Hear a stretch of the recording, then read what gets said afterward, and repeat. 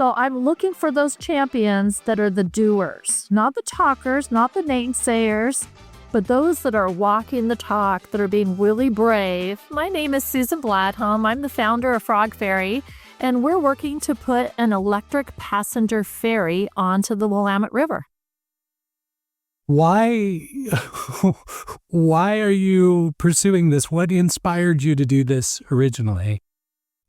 Honestly, the short answer is love for Portland. The longer answer is, as I considered this and did research, and I just was working on this the last couple days, there are 25 different reasons to do Frog Ferry. But my primary concern was really about connecting Vancouver and Portland, and as this pilot and just seeing the region from an aerial perspective. I'm also really worried about climate and our worsening greenhouse gas emissions. And then I also have some experience in emergency preparedness. And for river cities, having assets on the water are best practice. And so I was just curious and looked into it, never planned to lead an effort like this. But right now, with the incredible shortfalls we have from a transportation and transit perspective, our supporters, our board, we just realized if not us, then who? It's not going to be a public agency to take the lead on it. So here we are 8.5 years later. Well, and that's part of what amazes me is like, once you hear the idea, you're like, of course, yes, that's definitely something we need. Why is this an unsolved problem to date? Like, do you have an opinion on why we don't already have this in place? So it's very solvable. The city did a feasibility study back in 2006, and then it was like light rail first, and they were leaning into that. And then it was back in 2017 for when we first had a conversation with PBOT, and they were like, yeah, we love the idea. We're all over it. We've got this. But it's been the shortfalls that, right now between ODOT, PBOT, and TriMet, they're looking at about a $2 billion with a B dollar shortfall a year. So we have this incredible backlog of deferred maintenance. And we've got some of these mega projects that have been out there for quite some time, like the Bi-State Bridge and Lewis Quarter and all. And so that's been it. It's not that this isn't a best practice. It's not that this isn't incredibly affordable from a capital expenditure to an operational expenditure to a maintenance perspective. We don't have any funding for anything new. Got it. And so it's only been in the last couple of years, because we kept on thinking we're going to hand this back over and a public agency is going to take it. But now PBOT's had for 8 years in a row a significant budget shortfall that we finally said, okay, Portland needs this. There's no debating that. No one's coming out saying we shouldn't have a ferry service. But it's, if not us, then who? So that's brought us here today. Got it. And as admittedly the person who throws out stupid ideas so that you can come up with a better idea, I just throw them out as inspiration. I think you've got a real opportunity with the inflatable frog dude down at the ice play. He could be your spokesperson for like Frog Ferry, or like you could ferry him to work at the ice station from day to day. Absolutely. Well, we like it. The fact that there's more than one frog. Actually, a group of frogs is called... There are lots of frogs, yeah. We call it an army of frogs. We have to be careful as a nonprofit to not get too involved with politics. Oh my goodness, how many people from around the world said, is that you in that costume down in the playpool? It's not lost on us that we love to join forces as we're all here to build community. Yeah, that's amazing.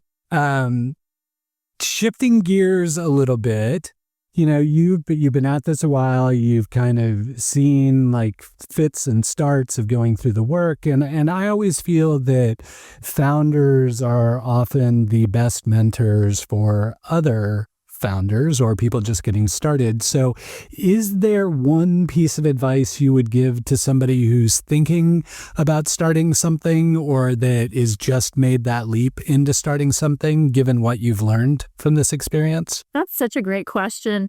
It was advice that someone gave to me, which is the lions, horses, and dogs. Miss Lion? I don't. Mm. So your lions are going to be your champions. Who's going to hear this idea and say, I'm with you and I'm going to roar and let everybody know about this? I am going to make introductions for you. I'm going to lean in. I'm going to help you pro bono. I'm going to write a check. The horses are going to be on the fence. I kind of think this is cool, but I'm going to see who's going to jump first. I'm going to wait. I'm not going to be an early adopter. And then the dogs are going to wag their tail and say, this is great. I love this idea all day long. And then they go lay under a tree and they take a nap. Find your lions. I don't need to be told this is a great idea. I have been told that. If I had a nickel for every time I've been told this is a no-brainer, we'd have 7, vessels in our fleet out there on the Willamette right now. So I don't need another person to say, oh, I love this idea and it's a no-brainer. Who are the champions? Who is willing to put their personal equity at stake? And right now, in a community where we're missing a lot of confidence and people willing to use their voices, so I'm looking for those champions that are the doers, not the talkers, not the naysayers, but those that are walking the talk, that are being really brave. They're in the arena. I'm up Brene Brown.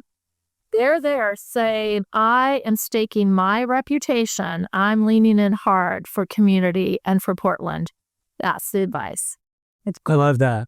I've thought back on so many times. Yeah, and I love that analogy. I think it's, Portland I always say Portland's a land of dichotomies. And so even the most positive aspects of Portland often have a negative side to them. And I think that analogy speaks to something I encounter here on a regular basis is hugely supportive community.